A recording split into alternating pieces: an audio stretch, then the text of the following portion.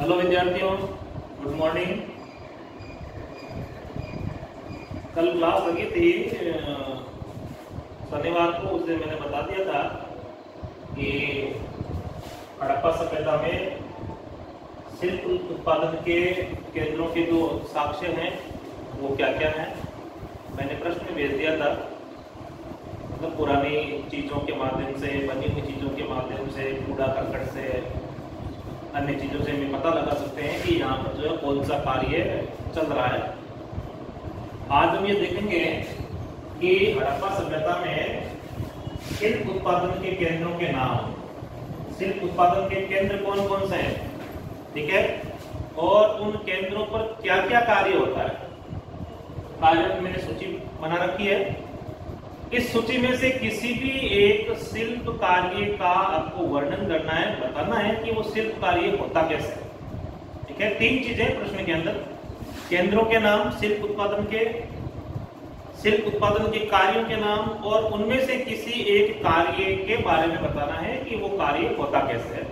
तो सबसे पहले देखो, हड़प्पा सभ्यता में प्रमुख शिल्प उत्पादन केंद्रों के नाम, मुख्य रूप से जहां पर शिल्प उत्पादन का कार्य किया जाता था उनके नाम। सबसे पहला हड़प्पा खुद। हड़प्पा एक नगर का नाम है, ध्यान रखना। वर्तमान में यह शहर पाकिस्तान के अंदर है, ठीक है। दूसरा केंद्र का नाम मोहनजोदड़ो। ये स्थल है जैसे अपने भारत के अंदर, जैसे भारत के अंदर कालीबंगा है, ठीक है, आहड़ है, गणेश्वर है, पीलीबंगा है, ठीक है, नौहर है, बागोर है, ऐसे प्रकार के लोथल है, ठीक है, धोलावीरा है, स्थानों के नाम है। वैसे ही ये 2 स्थल पाकिस्तान के हैं, हड़प्पा, मोहनजोदड़ो। तीसरा भी पहली बार नाम आया इसलिए मुख्य रूप से 2 है। तीसरा, ये तीनों ही स्थल कहां चले गए? पाकिस्तान के अंदर। ये प्रमुख शिल्प उत्पादन केंद्रों के नाम है। चौथा शहर अपने भारत का है, गुजरात का लोथल, और 5वां है धोलावीरा, गुजरात का। ये भी दोनों भारत के हैं। मुख्य रूप से शिल्प उत्पादन केंद्रों के नाम हैं। कालीबंगा का नाम मैंने लिखा नहीं है यहाँ पर, क्योंकि वहां से कोई मुख्य शिल्प कार्य नहीं मिला है। कृषि के रोल के तो मिले हैं साक्ष्य, लेकिन शिल्प कार्य के नहीं मिले। कृषि का मैंने बताया था, ठीक है। 2 प्रकार की जो है वो खेती के हिसाब से मिले हैं, जुते हुए खेतों के हिसाब से मिले हैं, खेतों में आड़ी और तिरछी जो है वो रेखाओं के हिसाब से मिले हैं, हल के हिसाब से मिले हैं। तो ये वो कालीबंगा संबंध था। तो 5 प्रकार के स्थल हैं। इन्हीं 2 शिल्प उत्पादन केंद्रों के नाम लिखिए, ठीक है। निम्न में से कौन सा शिल्प उत्पादन केंद्र पाकिस्तान में नहीं है? तो आपके 3 ये पाकिस्तान में है। चौथा लोथल आ जाए तो गलत हो जाएगा, क्योंकि लोथल पाकिस्तान में नहीं है, भारत के अंदर है। धोलावीरा पाकिस्तान में नहीं है, भारत में है। दोनों ही केंद्र भारत के गुजरात राज्य में। 5 प्रकार के शिल्प उत्पादन केंद्र हो गए आपके, ठीक है। हड़प्पा, मोहनजोदड़ो, चन्हुदड़ो नाम को ढंग से देखो, च के बाद में आता है, ऐसे हल है, चन्हुदड़ो। ये 3 पाकिस्तान में, भारत में 2 है, लोथल और धोलावीरा। दोनों ही कहां पर है? गुजरात के अंदर है, ये ध्यान रखना। आगे देखो, हमारी हड़प्पा सभ्यता में कौन कौन से कार्य मुख्य रूप से किए जाते थे। अभी वो चाहे वो आजीविका के लिए कर रहे हो या वो व्यापार के लिए कर रहे हो। 10 प्रकार के कार्य मैंने लिखे हैं।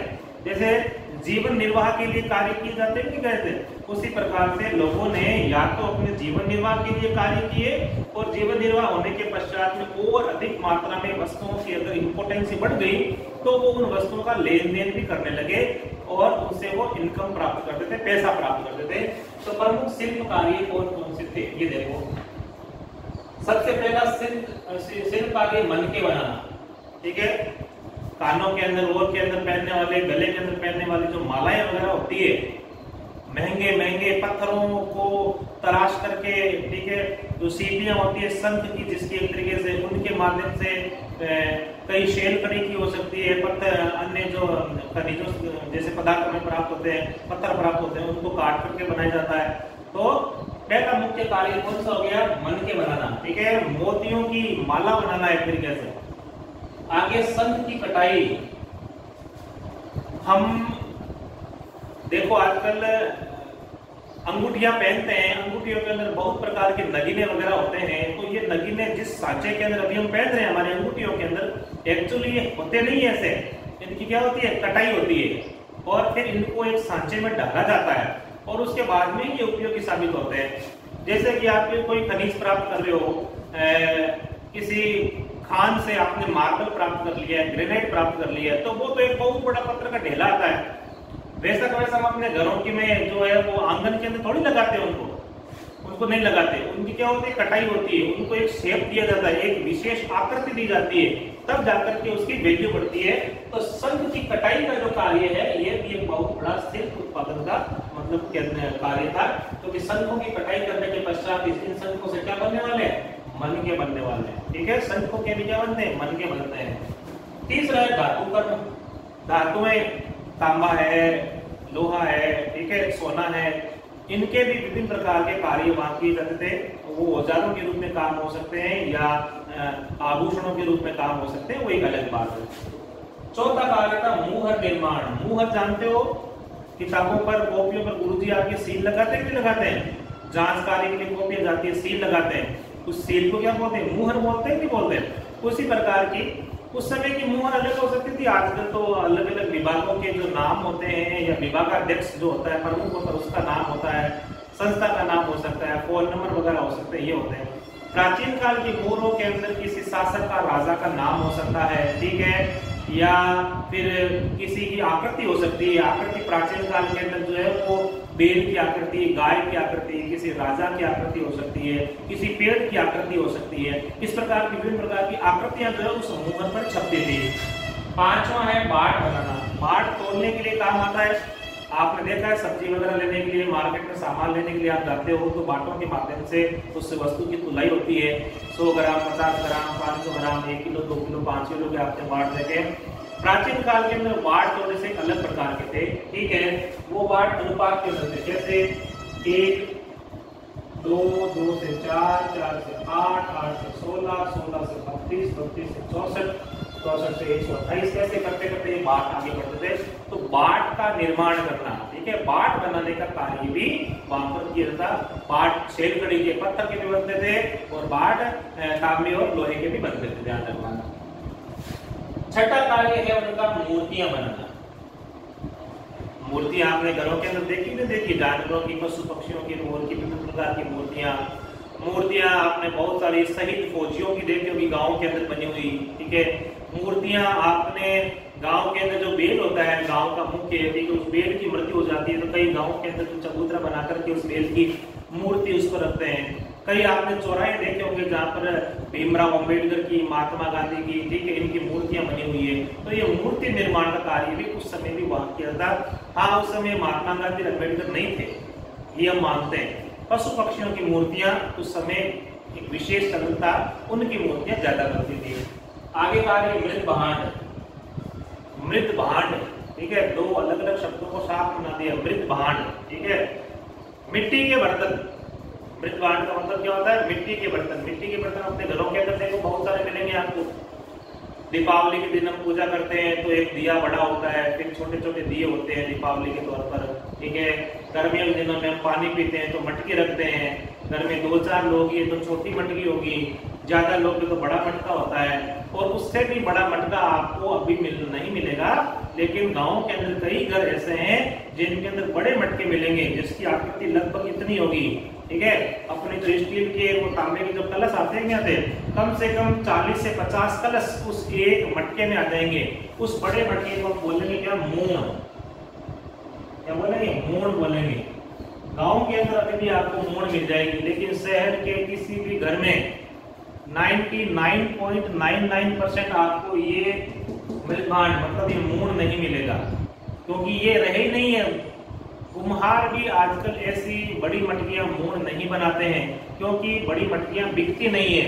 बिकती तो है लेकिन अगर खरीद भी ले तो इसको रखे कहां पर। एक तो हमारे घर के बच्चे इतने चंचल हैं, वो कभी भी उसके निशाना बांध दे तो फूट जाएगी। अभी वो कम से कम आपको 500 से 1000 रुपए के अंदर ऐसी मूण मिलती है, और एक बच्चा मजाक मजाक में उसके एक बैठ के मार दे तो मूण के 10 मूण बन जाएगी, टूट जाएगी वो।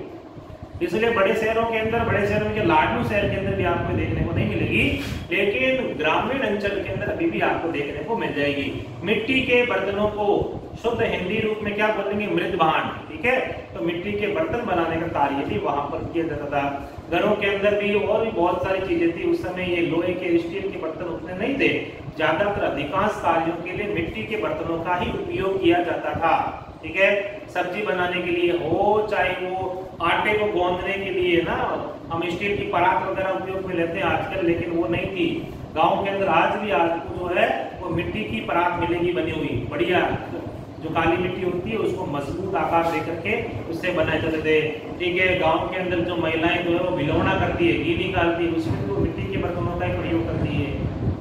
ठीक है, सब्जी बनाने में और में सब के अंदर मिट्टी के बर्तनों का प्रयोग होता था। तो ये कार्य भी वहां पर बहुत होता था। अंतिम में आत्मा औजार बनाना, किसी भी प्रकार का कार्य क्यों ना हो, ठीक है, प्रत्येक कार्य में किसी न किसी औजार की आवश्यकता पड़ती है। तो विभिन्न प्रकार के कार्य को करने के लिए विभिन्न प्रकार के औजारों की आवश्यकता पड़ती थी। तो औजार बनाने का कार्य भी वहां पर बहुतायत में अंदर किया जाता। मुख्य रूप से वहां के जो कार्य थे, 1 नंबर पर मणके बनाना, 2 नंबर पर मुहर निर्माण, 3 नंबर पर मूर्तियां, 4 नंबर पर मृदभांड और 5 नंबर पर औजार बनाना। ये मुख्य कार्य है। हड़प्पा सभ्यता के किन्हीं 2 शिल्प कार्यों के बारे में बताइए, या किन्हीं 2 शिल्प कार्यों के नाम लिखिए। तो ये आपको नाम आप यहाँ से लिख सकते हैं। मुख्य रूप से कौन कौन शिल्प कार्य थे, तो मैंने एक तरफ लगा दिया है, ये ध्यान रखना। कौन सा?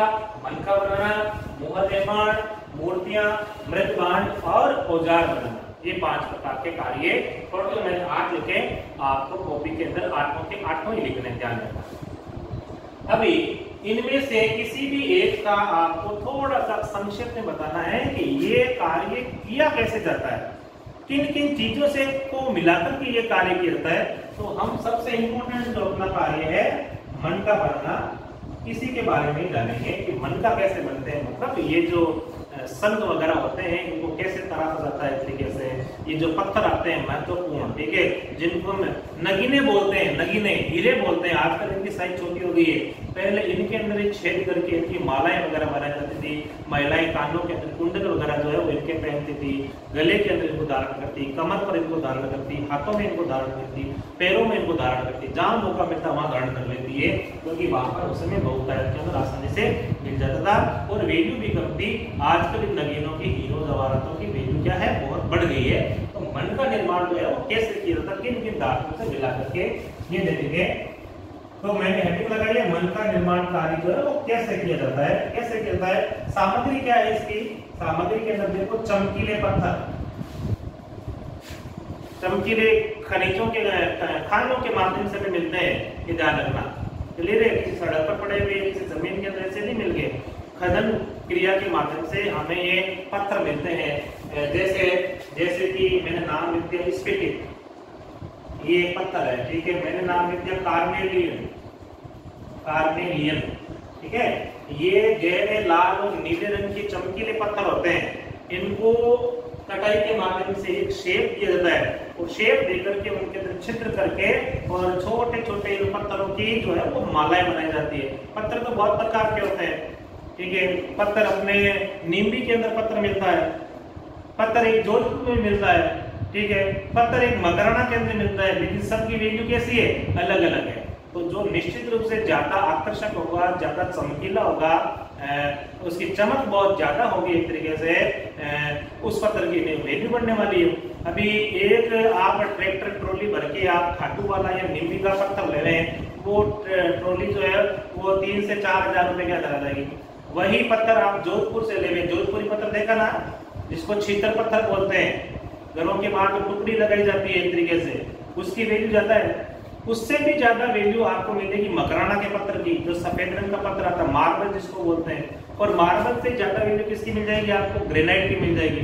तो पत्थर की उपयोगिता क्या है, ठीक है, और पत्थर की चमक कैसी है, वो कितना ज्यादा चमकीला है, कितना ज्यादा वो आकर्षक लगता है धारण करने पर, उसके हिसाब से उसकी वैल्यू बढ़ जाएगी।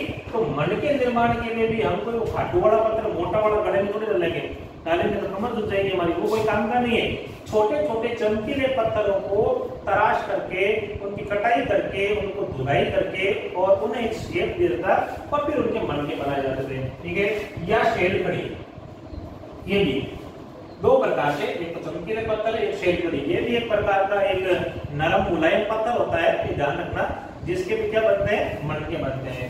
आगे देखो, मनके और किसके बनते हैं, मनके बनते हैं धातुओं के, सोने के बनते हैं, तांबे के बनते हैं, और शंख के भी मनके बनते हैं। आभूषण जो है तरह तरह के आते हैं। आभूषण आपने एक सोने का पहन रखा है, एक तरीके से एक चांदी का पहन रखा है, और आजकल महिलाओं को पता नहीं क्या शौक चढ़ा है, हर प्रकार के आभूषणों डुप्लीकेट नकली पहनेगी, पता नहीं वो किस धातु के बने हुए हैं, उसमें सोने की पॉलिश कर रखी है। हर प्रकार के आभूषण की डुप्लीकेट कॉपी मार्केट के अंदर है। एक आभूषण होता है गले के अंदर, 8 पहनती है महिलाएं, 2.5 से 3 लाख रुपए का आता है, और एक नकली आर्ट मार्केट में 250 से 300 की आती है, हूबहू लगती है, हूबहू जैसे सोने की बनी हो, ठीक है, लेकिन एक्चुअल के अंदर वो क्या है, नकली है। तो नकली होती है। तो ये अलग अलग प्रकार के मनके हैं। चमकीले पत्थरों के मनके बनते हैं जिनकी वैल्यू है, सोने की अगर मनके बने हैं उनकी वैल्यू ज्यादा है, तांबे का कम है, शंख है, शेलकड़ी है, इनके क्या बनते हैं, इनके बनते हैं मनके बनते हैं। आगे देखो, आगे चीज है फयांस, ठीक है, और पक्की मिट्टी, इनके दोनों के अलग अलग प्रकार के और मनके बनते हैं जिनकी वैल्यू कम हो जाएगी। जिनकी वैल्यू सबसे ज्यादा है मैंने ऊपर लिखे, चमकीले पत्थर की, शेलकड़ी के, फिर धातुओं के, फिर शंखों के, फिर फयांस के, और फिर पक्की मिट्टी के। फयांस क्या होता है, एक शब्द है, मैंने देखो यहाँ पर लिखा है, घिसी हुई मिट्टी, महीन मिट्टी, जिसको बार बार पीसते रगड़ते हैं, महीन मिट्टी हो जाती है। बालू रेत आप देखिए ना कितनी महीन होती है। हमारे क्षेत्र के अंदर जो रेत है उसके अंदर थोड़े क्या है, पत्थर के दाने वगैरह आ जाते हैं। हमारे घरों के आसपास जो मिट्टी होती है, कई बार आपने देखा होगा कि हम अपने घरों के अंदर भर्ती करने के लिए जो रेत डालते हैं, ठीक है, वो एकदम महीन होती है। रेत के जो बड़े बड़े दोरे होते हैं, जैसलमेर, बाड़मेर, बीकानेर के अंदर आपको जो दोरे मिलेंगे वो प्योर बालू के हैं। क्लियर है? जो नदियों के डेल्टाई क्षेत्र के अंदर हमारे आसपास के अंदर जो मिट्टी मिलती है, खेतों के अंदर जो मिट्टी मिलती है वो है बालू ही, लेकिन उसमें दाने के छोटे छोटे वो पत्थर के छोटे दाने मिलते हैं, इसलिए वो प्योर बालू नहीं कहलाती है। ठीक है, उसको हाथ से रगड़ोगे तो आपको पत्थरों के दाने की आपको चरचराहट की आवाज आएगी, लेकिन जो दोरों के अंदर जो मिट्टी मिलती है वो प्योर बालू है, क्योंकि उसमें पत्थर के दाने न के बराबर होते हैं। इस प्रकार की मिट्टी के अंदर हम मिलाएंगे रंग, ठीक है, कोई सा भी जो आपको आकृति चाहिए, जो आपको कलर चाहिए, उसको उसका कलर हम मिलाएंगे, और कलर को मिला करके और फिर चिपचिपे माल को आपस में चिपकाएगा। चिपचिपे माल कोई भी जो चिपकाने वाला स्रोत है उसको चिपका करके हम क्या दे देंगे, एक आकृति दे देंगे। छोटी हो सकती है आकृति, बड़ी हो सकती है। तो मूल रूप से क्या है, फयांस किसे बोलेंगे हम, फयांस बोलेंगे घिसी हुई मिट्टी जिसको हमने महीन कर दिया है, या फिर बालू रेत। उस बालू रेत के अंदर हम मिलाएंगे रंग मिला करके, और एक चिपचिपे पदार्थ को मिलाने के पश्चात एक विशेष प्रकार की आकृति प्रदान कर देंगे। उस आकृति को क्या बोलेंगे, फयांस बोलेंगे। ठीक है, आगे देखो, अब ये जो मणके बनते हैं, इन मणकों का आकार कैसा, अलग अलग प्रकार के डिजाइन जिसको हम कह सकते हैं। ठीक है, क्या आकार है, चक्राकार, चक्र के समान हो सकती है, बेलनाकार, बेलन के समान, गोल हो सकती है, गोलाकार, ढोलाकार, ढोलक के आकार की भी। ढोल के देखिए ना आपने, ढोल किया, ढोल देखे नहीं देखे, कभी बजते हुए देखे, कभी बजाते हुए देखे होंगे, मौका नहीं मिला आपको, अलग बात है। तो ये विभिन्न प्रकार की आकृतियां हैं, मणकों की विभिन्न आकृतियां कौन कौन सी है, चक्राकार, बेलनाकार, गोलाकार और ढोलाकार। ठीक है, ये विभिन्न प्रकार की आकृतियों में इन मणकों को शेप देते हैं। आगे देखो, अब मणके को और ज्यादा खूबसूरत बनाने के लिए, वो मिट्टी का बना हुआ है, शेलकड़ी का बना हुआ है, किसी धातु का बना हुआ है तरीके से, तो उस पर करेंगे चित्रकारी और रेखा चित्र, अलग अलग प्रकार के डिजाइन में उस पर बनाएंगे। उस पर किसी राजा का हो सकता है, कोई नाम हो सकता है, कोई किसी पशु का अंकन हो सकता है, तरीके से किसी पेड़ पौधे का हो सकता है, अन्य कोई चांद तारे सूरज हो सकते हैं। इस प्रकार की चित्रकारी करेंगे तो वो ज्यादा बेहतर और खूबसूरत लगेगा। आपने वो मिट्टी के बर्तन नहीं देखे, जैसे कि मटकी देख लो, गर्मियों के दिनों के अंदर मटकी लेकर के आते हैं, एक तो साधारण मटकी होती है और एक गेरुए रंग से, लाल और सफेद रंग से उस पर विभिन्न प्रकार की डिजाइन कर रखी होती है। तो डिजाइन वाली मटकी के मूल्य में थोड़ी सी वृद्धि हो जाएगी, क्योंकि वो आकर्षक लग रही है, अच्छी लग रही है, इसलिए उसके मूल्य में क्या है, वृद्धि है। एक साधारण जो मटका बना हुआ उसकी वैल्यू क्या रहेगी, कम रहेगी। तो मटकों पर चित्रकारी भी की जाती है। आगे देखो, कुछ ऐसे स्थल है जहां से विशेष प्रकार की चीजें मिली है। क्या मिली है, नागेश्वर एक सभ्यता स्थल है, नागेश्वर गुजरात राज्य के अंदर। कहां पर है, गुजरात के अंदर। और एक सभ्यता स्थल है बालाकोट, जो कि कहां पर है, पाकिस्तान में। कहां पर है, पाकिस्तान में। यहां से शंख निर्माण का कार्य किया जाता है। ये शंख निर्माण का कार्य, एक स्थल है गुजरात के अंदर लोथल और दूसरा है धोलावीरा, ये भी गुजरात में। यहां से विशेष रूप से मणके बनाने का कार्य किया जाता है। मणका निर्माण के दो स्थल कौन कौन से हो गए, धोलावीरा और दूसरा कौन सा है, ये लोथल। ये दो कहां पर पड़ते हैं, ये भारत के गुजरात राज्य के अंदर है, जहां से मणके निर्माण का कार्य मतलब महत्वपूर्ण कार्य जो है या बहुतायत के अंदर किया जाता है। मणका निर्माण का मुख्य रूप से कार्य दो स्थल पर कौन कौन से, लोथल और धोलावीरा, दोनों ही गुजरात के अंदर है। और नागेश्वर जो गुजरात के अंदर है और बालाकोट जो कि पाकिस्तान के अंदर है, यहाँ से शंख निर्माण का कार्य किया जाता था। लोथल गुजरात और धोलावीरा गुजरात से मणके निर्माण करके अन्य जो पुरास्थल है, चाहे वो हड़प्पा है, चाहे वो मोहनजोदड़ो है, चाहे वो चंद्रगुप्त है, चाहे वो कालीबंगा है, यहाँ पर उनका निर्यात किया जाता था। क्योंकि ये एक व्यापारिक गतिविधि है। इतने मणकों का निर्माण करके हम सभी धारण थोड़ी कर लेंगे खुद ही खुद। इतने महत्वपूर्ण जो पत्थरों से बने हैं, इतने महंगे हैं, इनको धारण करके हम क्या करने वाले हैं, ठीक है, 1 2 4 अपने परिवार के लोगों के लिए, लेकिन इनको बेचेंगे तो अधिक मात्रा में पैसा प्राप्त होगा या इसके बदले में हमें अन्य प्रकार की वस्तुएं प्राप्त होगी। इसलिए इसका निर्माण जो है वो ज्यादा मात्रा में किया था। कहां पर, लोथल के अंदर और धोलावीरा के अंदर। आपका बिंदु क्या था, हड़प्पा सभ्यता में शिल्प उत्पादन केंद्रों के नाम कौन कौन से हैं, प्रमुख कार्य कौन कौन से किए हैं, फिर किसी एक कार्य का वर्णन कीजिए। तो ये प्रमुख केंद्र है हड़प्पा, मोहनजोदड़ो, चंद्रगुप्त, लोथल और धोलावीरा। तीनों ऊपर वाले पाकिस्तान में, 2 भारत के अंदर है। ये प्रमुख शिल्प कार्य हैं। आप इसी क्रम के अंदर लिखें तो ज्यादा बेहतर रहेगा। क्लियर है नहीं है, इनमें से आप कम से कम 5 या 6 के नाम आपको ध्यान में रहने चाहिए। 2 बार पढ़ोगे तो उसके बाद के अंदर मन के निर्माण कार्य, मन के निर्माण की सामग्री क्या क्या है, ये तो है सामग्री। सामग्री के अंदर क्या लिखना है, चमकीले पत्थर है, ठीक है, सेलकड़ी है, सोना चांदी तांबा हो सकता है, शंख हो सकता है, फायांस हो सकता है, पक्की मिट्टी। इन सब क्या बनते हैं, इन सब के मणके बनते हैं। अब मणकों के आकार कौन कौन से हैं, मणकों का विशेष कार्य क्या क्या होता है और इनके स्थल कौन कौन से हैं। बस ये कार्य आप एक कॉपी के अंदर करेंगे। धन्यवाद।